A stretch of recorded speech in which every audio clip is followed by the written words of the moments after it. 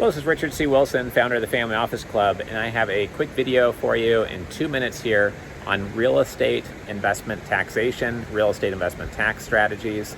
And I want to run through a bunch of different areas for you to conduct more research on and look into. These are things I've been learning. We're about 50 interviews deep into our 100 tax expert interview series, which you can access if you are raising capital for anything.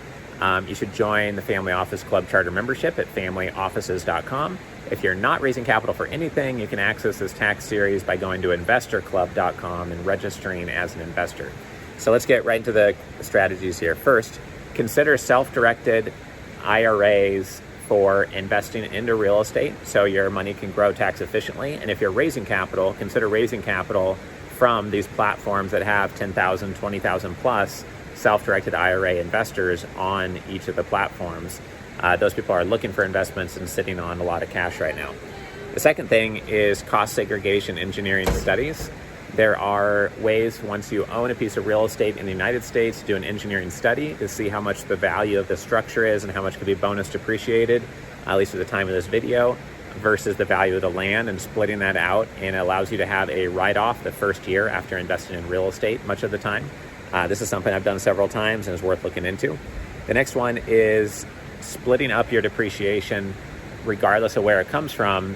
With the right attorney and tax advisor, you may be able to, depending on your project, split up the deal that you're investing in and have it so that the groups who can benefit from the depreciation and want it get to use it, and the groups that have no need for it or don't care about it don't use it. That allows the investors who care about it to double down on the amount of depreciation they get, or at least increase the percentage.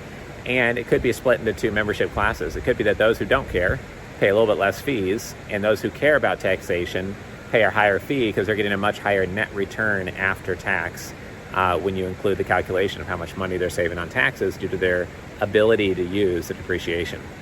The next strategy is to look at whether you qualify for being what is called a real estate professional under the eyes of the IRS. There's a qualification test you'll have to dig into yourself, but it's something around 750 hours of time spent on managing or investing in real estate, and there's some requirements around that. That can allow you to use depreciation in a more flexible manner and group depreciation write-offs together, which could really help your returns. Also, look for bonus depreciation on build-out of tenant improvements on properties. If you are leasing a property and you're not owning it, and you can many times depreciate the tenant improvements that you might do. You might spend $400,000 or $1 million having a build out on a restaurant, for example. And if you have a lot of equipment going into a manufacturing piece of real estate or a restaurant, you might be able to bonus depreciate that equipment and have it be a tax benefit to those who invest or you yourself.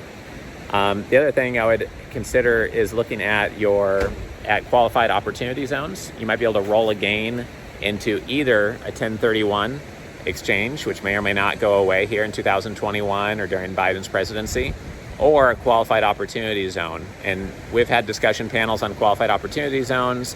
We're doing tax expert interviews on 1031 exchanges. Many of you are familiar with these two concepts, but those are things to keep in mind for protecting capital gains from taxation, at least temporarily or for some time.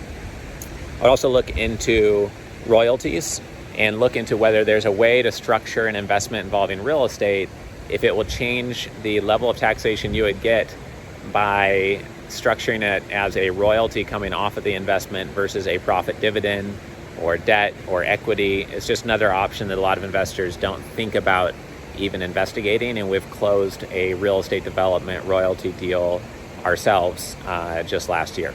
So I hope these items will be helpful to you. I know when we started out this 100 Tax Expert interview series that I went to people who are very savvy in the space and I asked them, what tax strategies do you know of? And everyone just says, oh, cost segregation. And that's pretty much it. And so giving you these 8 or 9 ideas and areas to investigate, I hope is helpful. As we get to 100 tax expert interviews completed instead of just 52 that we have done now, I'm sure we'll be able to help you even more so. So thanks for following our work here at the Family Office Club.